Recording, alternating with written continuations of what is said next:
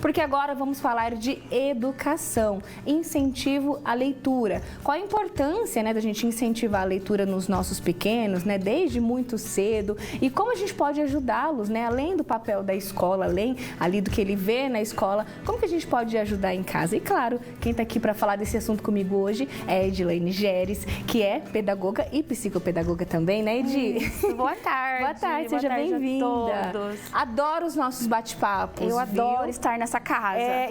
E além de nós aqui, né, do Banho de Mulher, quem gosta muito são os papais, mamães que estão em casa, porque essas dicas realmente são muito valiosas, né? E os professores. Exatamente. Que também é meu público, minhas alunas aí, aprendendo sempre para nossas crianças. Os profissionais da área da educação, né? Porque é um trabalho conjunto, né? Exato. De repente, uma via de mão dupla, na escola, em casa. Sim, todos em prol da educação da criança, mas cada um com a sua função, vamos dizer assim. Exatamente. Né? E quando a gente fala da leitura em si, qual é o papel dela, qual a importância dela, né? A importância de incentivar essa leitura na alfabetização da criança? É fundamental, né? Porque nós precisamos ser bons leitores, para também articular, ter uma boa oratória. Vocês do jornalismo usam muito isso, né, e é engraçado falar, porque o meu interesse até pelo jornalismo, eu caí na televisão de paraquedas, mas eu sempre gostei muito de ler. Desde a infância, sempre gostei muito de ler, escrever. Então, olha a importância de lá atrás. Alguém incentivou isso dentro de casa, né? Porque às vezes passa assim, que eu preciso ler para ser escritor. Não. Todas as profissões passam por uma boa oratória, uma boa leitura, uma boa base de educação, né? Então, se você ama a leitura, você pode estar com uma profissão muito aliada à leitura. Então, é muito importante. E para a própria alfabetização e a formação do sujeito, da criança, do indivíduo que nós estamos formando. Eu sou aquela tia, aquela madrinha que eu presenteio com livro. Eu amo. Principalmente aqueles livros, hoje tem livros interativos que a criança aperta, né? A criança participa, a criança pinta. Tem aqueles livros 3D que tem uma dimensão diferenciada, né? Tem que ser um momento prazeroso, o momento da leitura, né? Já a gente vai falar sobre isso. Olha aqui que legal, né? Alguns benefícios aí de incentivar a leitura na infância. Eu vou ler aqui, você fala se você concorda. Olha, estimula a criatividade, amplia o conhecimento, aumenta a concentração, melhora a comunicação, exercita a mente, provoca reflexões e desenvolve a escrita. Quanta coisa, né? Exatamente. Tudo isso, mais o desenvolvimento de fala, de oratória, como você que está aqui, né, no jornalismo. Precisa desenvolver isso. Isso tudo vem através de uma boa leitura, um bom repertório, que é nada mais, nada menos que nós tanto falamos, que são os nossos vocabulários. Então, quanto mais você lê, mais você busca esse conhecimento também de textos escritos.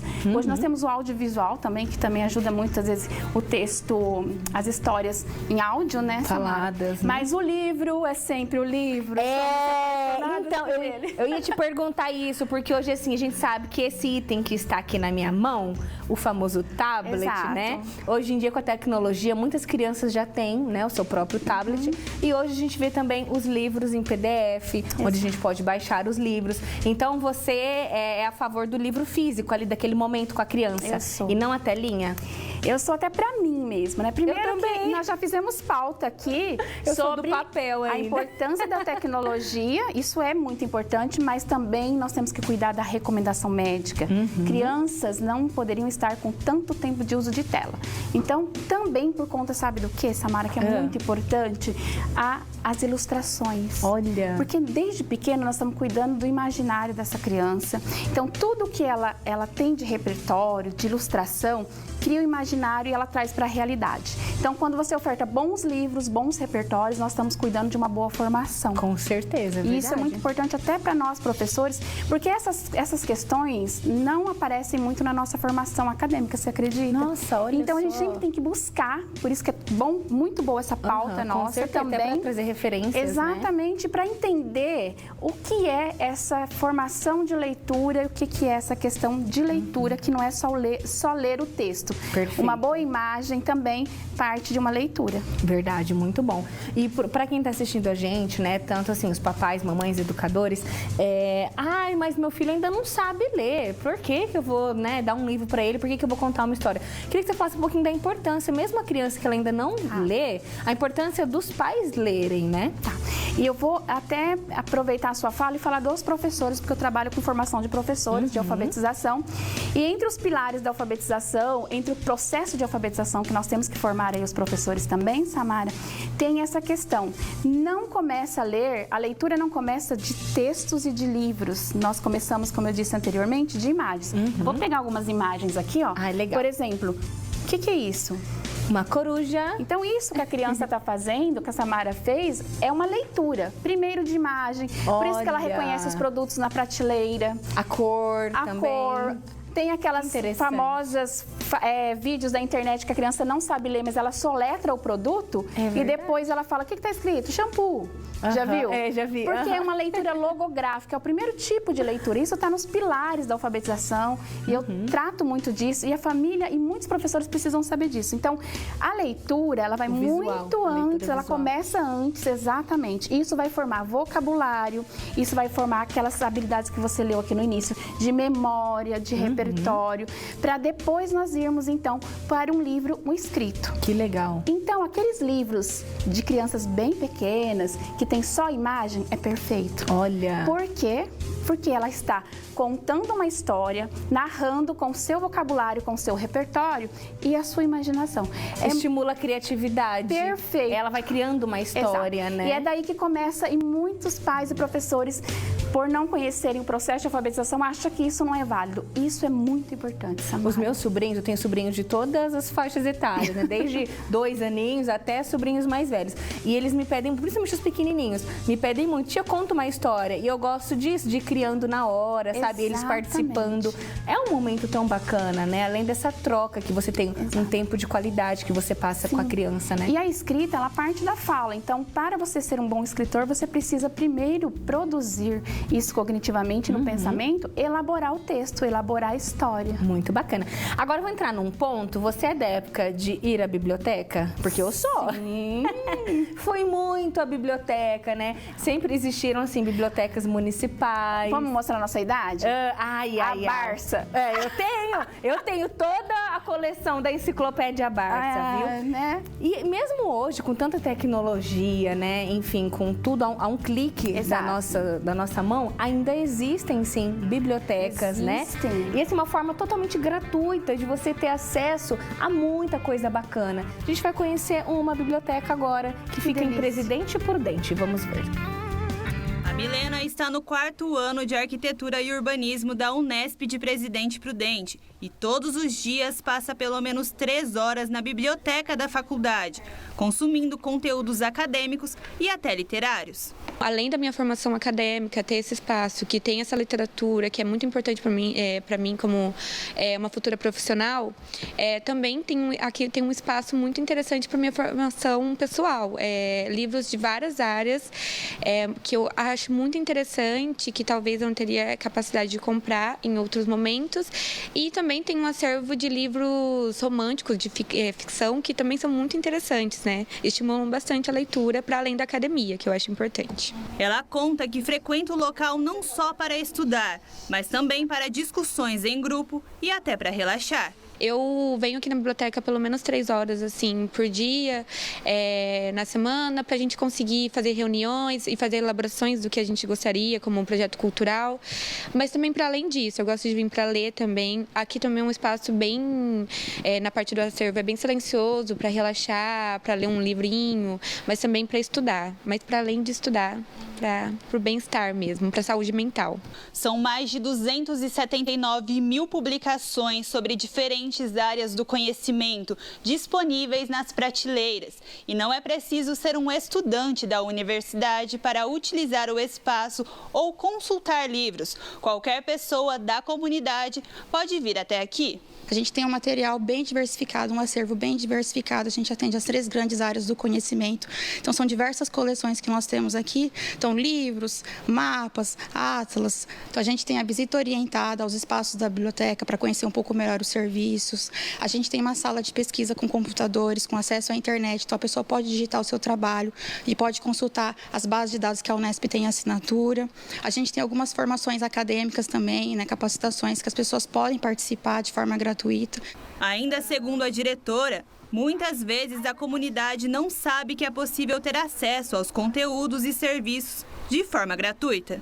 Então, a gente está atendendo de segunda a sexta, das 8 da manhã até as 22, de maneira ininterrupta. Então, se a pessoa procura um espaço para estudar, até mesmo para lazer, participar de uma atividade cultural, fazer uma capacitação, consultar o nosso acervo, necessariamente a pessoa não precisa emprestar o material, às vezes ela só quer consultar acervo de livros, acervo de jornais, enfim. Então, a gente convida a população para estar participando e estar vindo para a nossa biblioteca. Serão todos muito bem-vindos.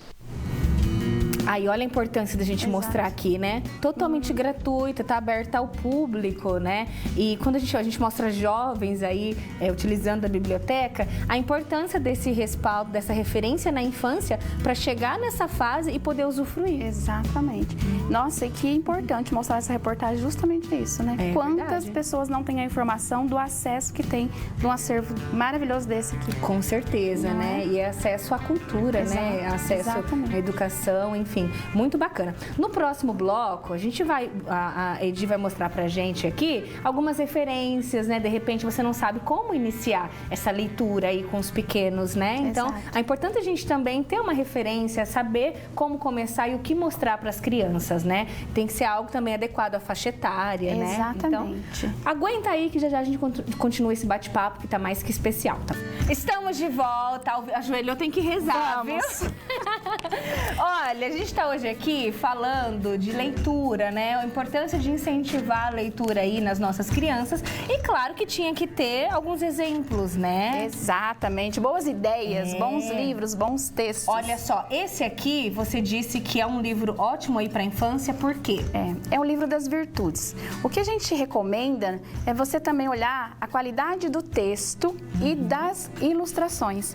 Olha, e também ensinar valores, porque nós estamos trabalhando informação do ser, da criança, do indivíduo, do cidadão que nós queremos formar. Então, não é qualquer história. Busquem histórias de referência. Esse aqui tem a história, por exemplo, do Por Favor. Então, legal. E é também uma fase que as crianças ficam muito no porquê, né? Por que isso? Exatamente. Por que aquilo? Mas através das histórias, nós também passamos morais, por exemplo, as fábulas. A fábula é ótima para trabalhar com as crianças, porque já tem uma moral do que é bom, do que é certo, do que devemos fazer. Então, você já está construindo aí com a sua criança todos os valores. E isso é importante. Na escola também, não só em casa, né? Os professores escolherem bons livros para trabalhar. Com certeza. Desses todos que estão aqui na nossa mesa, qual que você acha, assim, que os pais não devem deixar, assim, não pode ficar de fora? Toda criança tem que escutar essa história, ou tem que ter esse livro? Eu vou colocar as fábulas, porque as fábulas, eu acho que tem até da nossa infância. Quem nunca ouviu uma fábula, né? Do Leão do Ratinho, que traz uma moral, que explica como fazer. Da tartaruga e da lebre. Exato, porque tem uma moral e tem um ensinamento após a leitura. E sem falar que ele é riquíssimo em ilustrações, né? Então, você acha que é legal ter em casa o cantinho da leitura, por exemplo? Sim, é legal na escola e também em casa, mas o mais importante é não deixar o cantinho inativo. Bacana, né? Não de enfeite. Exatamente. E fazer um momento assim também, ó, os professores, os pais, todo mundo que for ler para a criança. É um momento eu leio, o outro momento você lê para mim. Mesmo que seja aquele livro só de ilustração, onde a criança vai narrar e contar uma pseudo-história, isso é muito importante. Com certeza. Adorei. Esse aqui acho que eu tenho uma memória, não sei, acho que eu já li algo parecido. E esse daqui, olha, que é muito famoso, porque esse aqui virou música, né?